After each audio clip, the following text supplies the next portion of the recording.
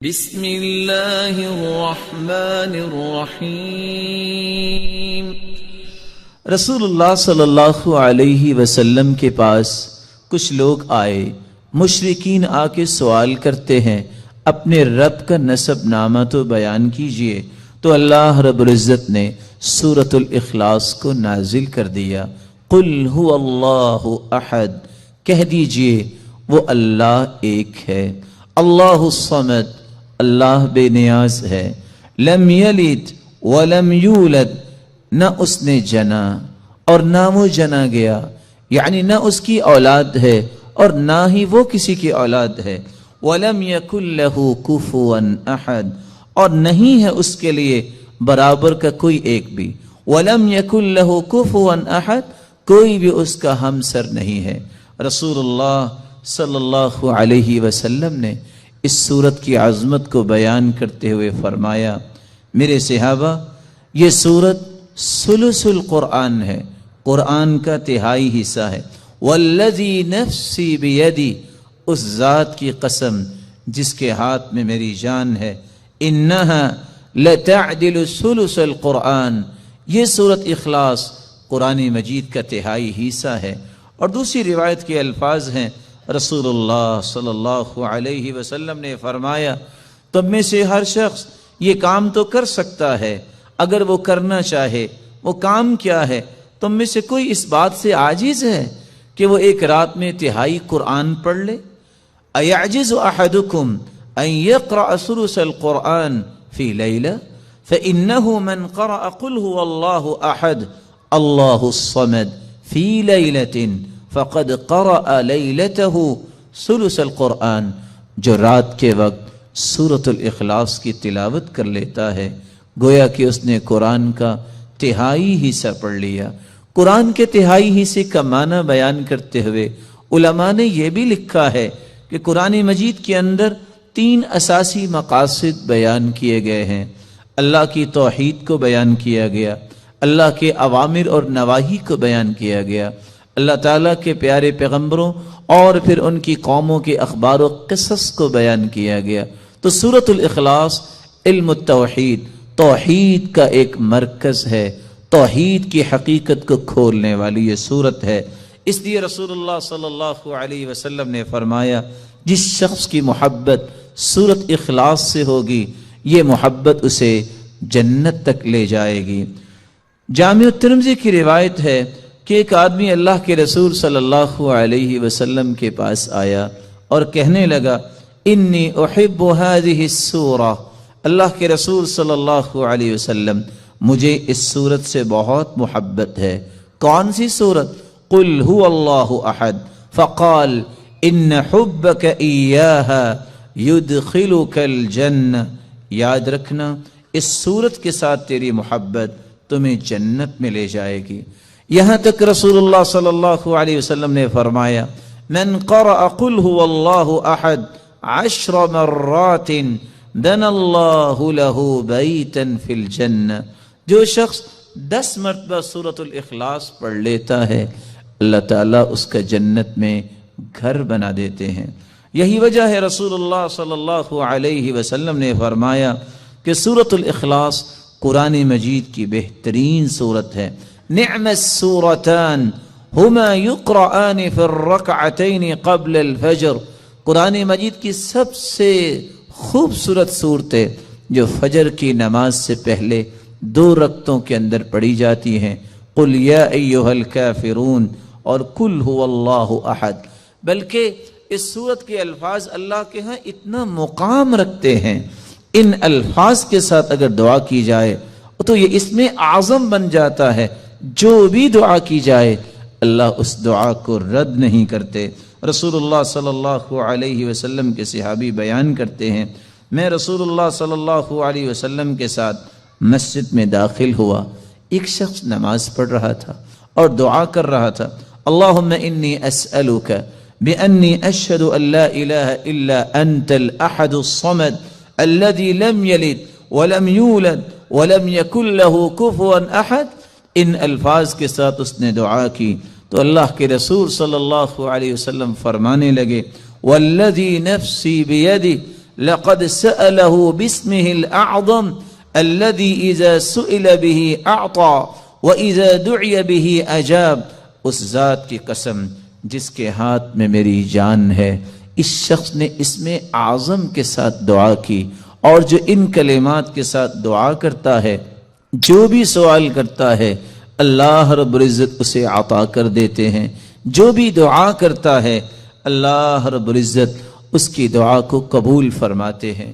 بلکہ رسول اللہ صلی اللہ علیہ وسلم نے فرمایا جو سورۃ الاخلاص کی تلاوت کرتا ہے اللہ رب العزت اس کے گناہوں کو بھی معاف فرما دیتے ہیں. ایک مرتبہ نہیں، آپ نے 3 مرتبہ فرمایا قل یا ایھا الکافرون فقال قد برئ من الشرک. ایک آدمی کو قل یا ایھا الکافرون پڑھتے سنا، آپ نے فرمایا یہ شرک سے بری ہو گیا. دوسرے شخص کو سنا وہ قل هو اللہ احد پڑھ رہا تھا، فقال غفر له، اللہ رب العزت نے اس کے گناہوں کو معاف کر دیا ہے. رسول اللہ صلی اللہ علیہ وسلم کے صحابی سیدنا کعب رضی اللہ تعالی عنہ نے کتنی خوبصورت بات کی. فرمایا کرتے تھے السماوات السبع والارضون السبع، 7 آسمان اور 7 زمینوں کی بنیاد اسست علی هذه السورہ، اس کی بنیاد اس سورت اخلاص پر رکھی گئی ہے.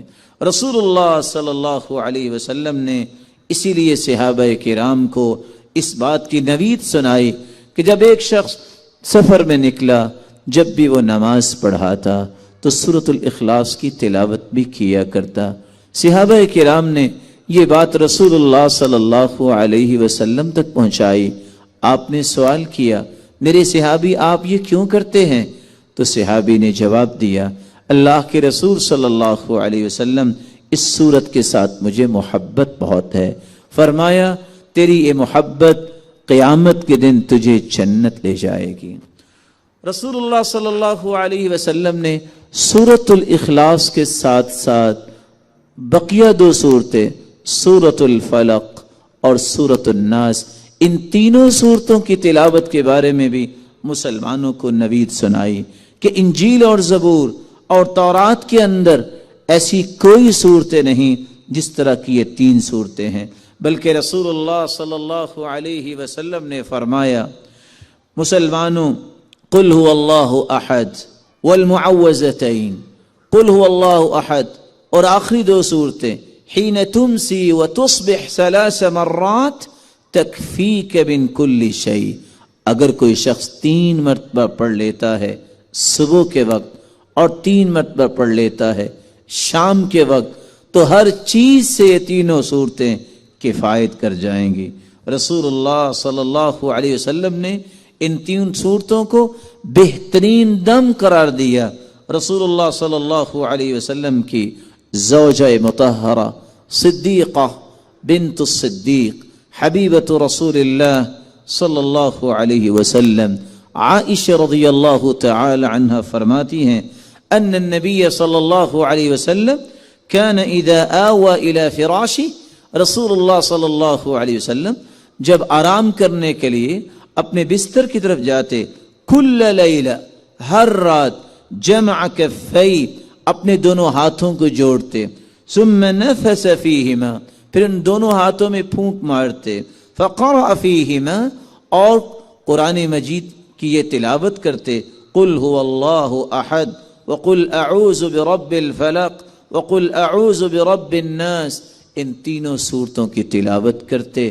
ثم يمسح بهما ما استطاع من جسدی، يبدأ بهما على رأسه ووجهه وما اقبل من جسدی، يفعل ذلك 3 مرات. ان تینوں صورتوں کو پڑھنے کے بعد اپنے ہاتھ میں پھونک کے اپنے سر پہ اور رسول اللہ صلی اللہ علیہ وسلم اپنے چہرہ انور پہ اور اپنے جسم کے سامنے ہی حصے سے اور جہاں تک آپ کا ہاتھ جاتا اپنے آپ کو دم کیا کرتے. اس صورت نے ہمیں بہت سارے پیغامات دیے ہیں. سب سے پہلا پیغام یہ ہے بندہ مومن وہی اللہ کے ہاں مقرب ہو سکتا ہے، وہی اللہ کا محبوب بن سکتا ہے جو توحید کو خالص کرتا ہے اور سب سے بڑا پیغام اس سورت کا یہ ہے کہ اللہ کی وحدانیت کو قبول کیا جائے، کسی کو اس کے ساتھ شریک نہ کیا جائے، کسی کو ساجی نہ سمجھا جائے۔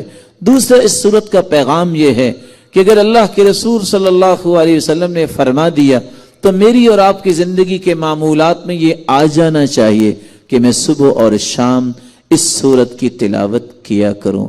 اور کبھی مجھے تیسرے پیغام کی طرف بھی ہر وقت توجہ دینی چاہیے کہ اللہ کے رسول کا فرمان جب آ گیا کہ 10 مرتبہ پڑھنے سے جنت میں گھر بن جاتا ہے۔ آج ساری زندگی نوکری کرنے والا گھر کی خواہش لے کے بیٹھا ہوتا ہے، بسا اوقات گھر نہیں بنتا، اس کی قبر بن جاتی ہے۔ لیکن یہ کتنا آسان نسخہ ہے کہ انسان 10 مرتبہ اس سورت کی تلاوت کرے، اللہ اس کا جنت میں گھر بنا دے۔ اور پھر انسان سے تو ہر وقت گناہ سرزد ہوتے ہیں، انسان خطاؤں کا ایک مجموعہ ہے، اس لیے گناہوں کو معاف کروانا یہ بھی ایک مومن کا مطلب اور مقصد ہے۔